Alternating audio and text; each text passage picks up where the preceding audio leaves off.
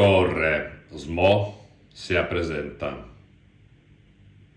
Se alguém não soubesse, passa a saber através deste vídeo que Torre Smo nunca foi testemunha de Jeová, ou Rutherfordiano, como seria mais correto denominá-los. Isso suscitou curiosidade em alguns dos inscritos do canal que pediram para explicar o motivo pelo qual eu produzo conteúdos sobre as testemunhas de Jeová. Assim, decidi uma vez por todas revelar o motivo do meu trabalho de conscientização e contar a minha experiência pessoal, testemunhando somente os 3 motivos principais que me motivam até o dia de hoje a prosseguir nessa jornada. Eu era pequeno quando descobri a existência dos que se auto-intitulam como testemunhas de Jeová e descobri no modo traumatizante para qualquer um, sobretudo para uma criança. Minha saudosa mãe era enfermeira no reparto de pediatria onde estava hospitalizado uma criança de colo com grave condição de saúde. Esse episódio, obviamente, aconteceu há décadas passadas. Era necessário fazer transfusão de sangue, porque a sua saúde estava gravemente comprometida. Porém, tal bebê era filho de testemunhas de Jeová. Obviamente, os pais da criança proibiram que praticassem a transfusão de sangue. E para terem certeza de que tal exigência fosse respeitada, montaram um grupo de turno que ficavam 24 horas por dia a fazer companhia ao bebê e assim inibir a terapia recomendada. Minha mãe, muito altruísta e muito engenhosa, pediu permissão ao médico responsável para fazer a transfusão escondida. E com a cumplicidade de uma outra enfermeira, que era freira de caridade, preparou tudo escondido no banheiro do hospital. Minha mãe, com a desculpa de levar a criança para fazer banho para tentar abaixar a febre, praticou a transfusão um pouquinho por vez. Para evitar marcas de agulha nos braços e mãos, minha mãe procurava veias alternativas no corpinho da criança, onde não se podia individuar facilmente e, assim, evitar suspeitas. Ela ficava com a criança deitada em seus braços por um longo tempo, transfundindo escondido no banheiro do hospital, até onde suportava antes das crises de cãibra, pela posição incômoda e para não suscitar suspeitas na pessoa acompanhante de turno. Isso se repetiu inúmeras vezes até que a criança finalmente se recuperou. No dia da demissão da criança do hospital, os pais, com orgulho e ar de presunção, disseram que Jeová tinha protegido e salvado o bebê. Minha mãe se sentiu ofendida, talvez pela arrogância obtusa dos genitores, e acabou revelando o que tinha feito. Sim, Jeová salvou o bebê com as transfusões que eu fiz.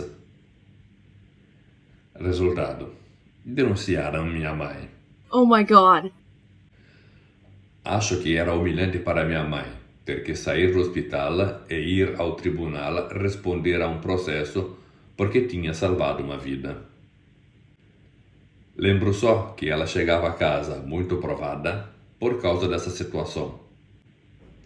Mas lembro muito mais o que acontecia na minha escola. Outras crianças da escola me apontavam e, rindo, diziam: "Olha o filho da criminosa."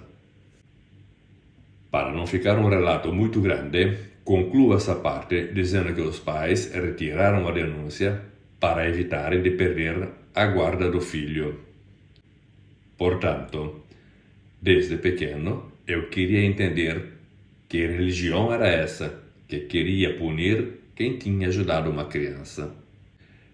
Eu não conseguia entender, e foi assim que comecei a querer saber que religião era essa. Não tive tempo de arquivar essa triste experiência, que aconteceu a minha segunda experiência negativa com as testemunhas de Jeová. Descobri que um dos meus companheiros de banco na escola era testemunha de Jeová. Por ser um menino associado, não participava de festas de Natal, aniversário, Páscoa e outras coisas. Era isolado do grupo. Eu, que desde pequenininho fui motivado a dar atenção para os mais fracos, passei a ser praticamente o seu único amiguinho na escola. Ahá! Ele levava revistas, A Sentinela e Despertai, e dava para nossa professora. Faltava pouco para irmos em férias, e começaram a falar no tal Armagedon, fim dos tempos, vingança de Jeová e coisas similares que impactaram muito a nossa professora. Ela separava os minutos finais da lição para perguntar mais ao meu companheiro de banco e lia algumas partes da revista ou citações bíblicas, não lembro ao certo. Foi traumatizante o nosso último dia de escola. A professora sugeriu um abraço coletivo, algo parecido com os que fazem os jogadores de futebol antes de iniciar a partida. E chorávamos porque pouco tempo depois deveria começar a Batalha do Armagedon e, teoricamente, seríamos destruídos porque nós não éramos testemunhas de Jeová. Mas o meu amiguinho sim. E, obviamente, ele não se manifestou nesse abraço coletivo. Ele era eleito. Nós não. E fui para casa, angustiado, sabendo que no final das minhas férias tudo acabaria. Passou setembro e eu ainda estava vivo. Nos primeiros dias de outubro, voltei à escola e descobri que estávamos todos vivos ainda, mas com uma professora nova. Não sei até hoje o porquê a professora não voltou a lecionar. Éramos muito crianças para questionar ou receber explicações do Instituto de Educação. Só sei que passei as férias mais angustiantes da minha vida. Nós não fomos destruídos. Tínhamos sobrevivido ao famigerado Armagedon. Mas o meu amiguinho também não tinha sido salvo. Ele também estava lá. Foi a primeira e única vez que eu vi o ostracismo reverso. Todos queriam explicações e, ao mesmo tempo, ofendiam e criticavam o único que deveria ter sido salvo e não foi. Uau! O coitado do menino não suportou a pressão e suplicou aos pais para ser transferido da escola. Como se diz no Brasil, o feitiço virou contra o feiticeiro. Todos o evitavam na escola. Justamente ele, que evitava a se misturar conosco porque se achava um menino especial, o escolhido de Deus para sobreviver ao fim do mundo. Não sei onde foi parar esse meu amiguinho. Se trocaram de escola ou até mesmo de cidade. Sei só que nunca mais o vi. Passo agora a relatar a minha terceira experiência negativa com as testemunhas de Jeová. Estava recém-formado e fui enviado a fazer estágio no sul do estado de Rio de Janeiro, no Brasil. O escritório onde eu estava treinando era próximo a uma atividade comercial e muito rapidamente fiz amizade com o titular dessa atividade. Todo o escritório tinha relações comerciais com esse senhor. Assim, descobri que tal senhor não saía para almoçar. E visto que tampouco eu não saía para almoçar, eu ia até o local de trabalho desse meu novo amigo e fazíamos companhia um para o outro. Ele gostava muito de conversar e eu de aprender de um homem já bem maduro e que podia me dar lições de vida e de como sobreviver numa distante cidade com culturas e práticas de vida bem diferentes da minha. Com o passar do tempo e a liberdade de manifestação típica entre amigos, ele passou a comer o lanche que levava numa velocidade incrível, para depois se dedicar não mais a conversar comigo, mas a ler revistas. Exatamente as revistas que você está pensando a esta altura. A Sentinela e a Despertai. Uau! Visto que não tinha mais diálogo, eu passei a pegar as literaturas mais velhas e passava a ler também. Ele, obviamente, ficou feliz pela minha iniciativa e começou a comentar sobre as suas novas descobertas religiosas. Eu, crendo no valor da liberdade, que deveria ser normal numa amizade, comecei a refletir com ele sobre alguns tópicos que não me convenciam. Uh-oh. Irei descobrir mais tarde que esses meus questionamentos eram pontualmente levados até o ancião presidente, que era aquilo que definem como o seu instrutor. Uau! As nossas conversas o estavam colocando em crise, mas ele parecia amar a logicidade dos argumentos que eu contrapunha. Ora conto um particular interessante para entender a dinâmica do que veio a acontecer dias depois. Esse meu amigo, que infelizmente perdi todo e qualquer contato com ele, não sabendo nem se ainda está em vida, fechava a porta da sua atividade, colocava um bilhete fechado para almoço, deixava, porém, a fechadura aberta. Se algum cliente mais íntimo tivesse a necessidade de entrar para contratar com ele, tinha essa liberdade. Eu mesmo, muitas vezes, chegava mais tarde e entrava tranquilamente. Assim, um dia, enquanto fazíamos nossas ponderações sobre conceitos bíblicos, de improviso, abre a porta. Um homem que aparentava ter os seus 45 ou 50 anos, alto, corpo atlético, bem vestido e perfumado, com uma bolsa de documentos penduradas no ombro, entra com olhar altivo. Pensei que fosse, no mínimo, um juiz. Nada.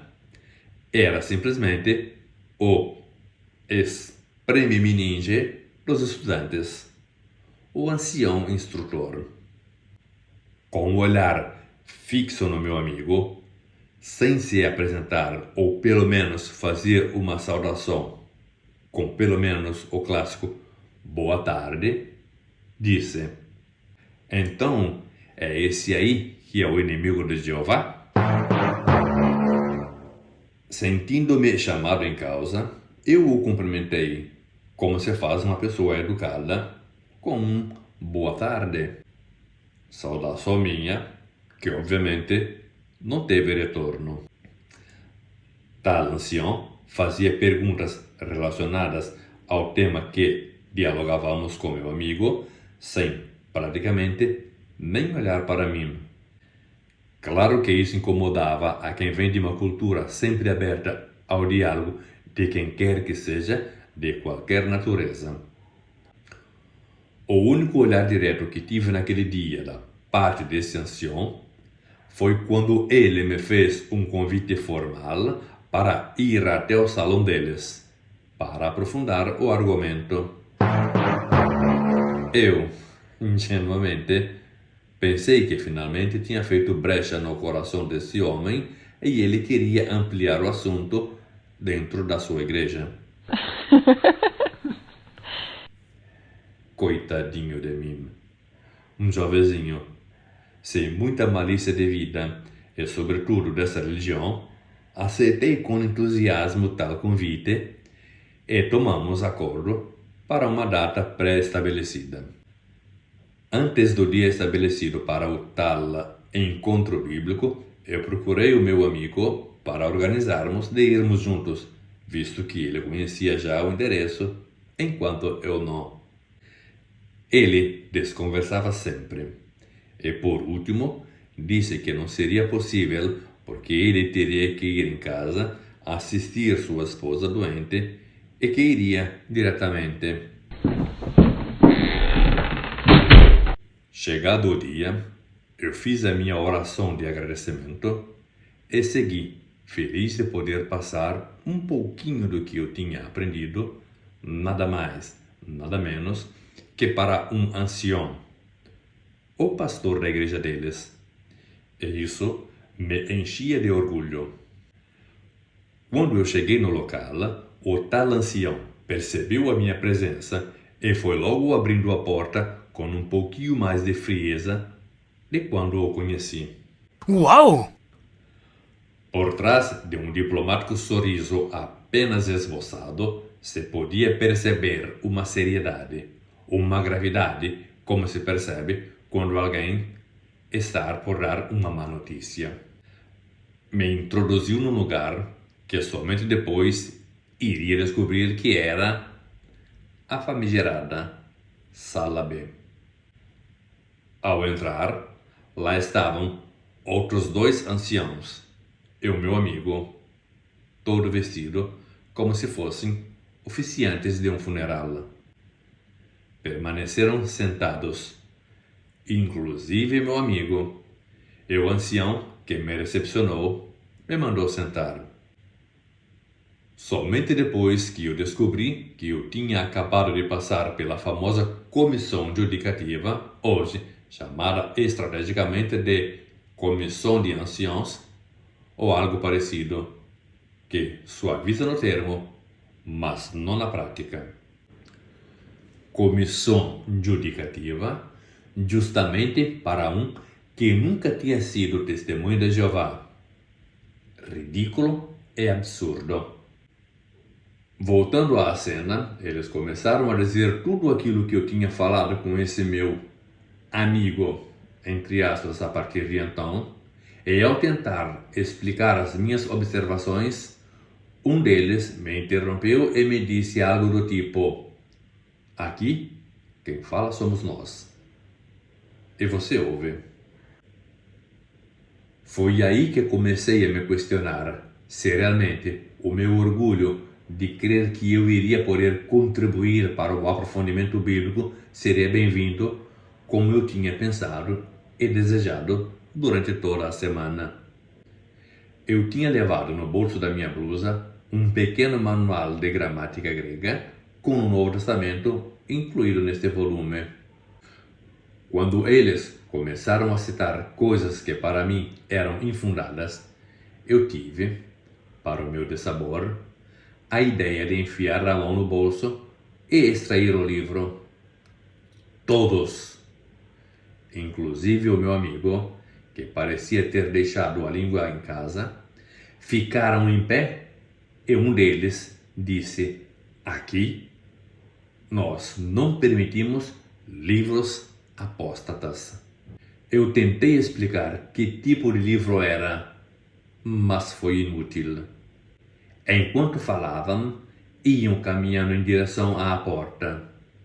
E nem precisa dizer para quê, né? Mas direi igualmente. Era um claro e eloquente convite a me retirar. Para resumir a história dessa triste experiência, me vi com eles já na calçada da igreja, chamada de salão, não sei nem por qual razão, E me lembro nitidamente o dedo do ancião que me convocou para aquela comissão à traição, porque não me explicaram que aconteceria um processo e que eu iria me converter a réu, sem direito nem a um defensor público e nem poder fazer uso da palavra. O ancião, aproveitando que tinha idade para ser meu pai, procurando me intimidar, e confesso, naquele momento conseguiu. Me advertiu energicamente que eu não deveria mais procurar o meu amigo, porque eu estava sendo instrumento do mal para confundir a ideia dele. Sorri quando, no final de sua ameaça, ele bateu os pés no chão e disse que estava sacudindo a poeira dos pés. Essa alusão bíblica, totalmente fora do contexto e de forma literalista, me provocou um sorriso talvez um pouquinho mais irônico. Isso serviu a acender ainda mais a indisposição desse ancião para comigo. Fiquei vários meses sem voltar na atividade comercial deste meu amigo por um mix de sentimentos, desde o medo ao simples receio. Um dia, quis a coincidência que esse meu amigo estava na porta de sua atividade quando eu estava passando. Eu tentei desviar o olhar por causa do embaraço, e ele também teve a mesma reação. Só que a minha educação e gentileza para com ele falou mais alto, e eu simplesmente disse a ele: bom dia e bom apetite. Fui-me embora sem esperar a resposta. Ao voltar, lá estava ele na porta e perguntou se eu ainda tinha coragem de falar com ele. Eu consenti com a cabeça e ele me convidou a entrar. Me explicou coisas que não irei descrever aqui, mas me pediu desculpas por tudo o que aconteceu, por como se comportou comigo, e tudo o que fizeram comigo e a minha não beligerância foram os gatilhos necessários para entender onde estava entrando e que tinha conseguido sair em tempo, mas com as claras consequências relacionais que todos conhecem já. A ira desse ancião não era só porque era um candidato em menos nas fileiras rutherfordianas, mas porque, sendo um empresário generoso, muito provavelmente reduziria a injeção econômica que até então acontecia.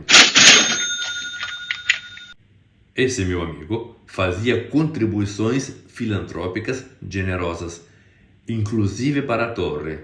Logo, seria somente ou sobretudo uma questão de business? Como eu disse, e volto a repetir, infelizmente eu perdi contato com esse meu amigo. A única coisa que fiquei sabendo através de um funcionário é que a esposa tinha falecido e ninguém da religião deu suporte, e isso o feriu gravemente. Isso o teria levado a uma crise profunda de decepção que o deixou debilitado. Esses não foram os únicos episódios, mas seguramente foram os mais significativos que não me permitiram e continuam não me permitindo a ficar inerte a essas tristes comorbidades sociofamiliar que infelizmente acometem milhões de pessoas no mundo diuturnamente. Quem mais, quem menos, a sociedade sofre. Não só a parte da sociedade afiliada a esse culto de domínio psicoemotivo espiritual, mas outras pessoas que se relacionam com elas, quer seja por contato familiar ou não. Basta um mínimo de contato para experimentar influência nada positiva. Uma vez, uma pessoa me disse que eu não tinha direito ou moral para colocar em xeque as crenças rutherfordianas. Ele poderia, porque era um ex, Eu não. Uh-oh.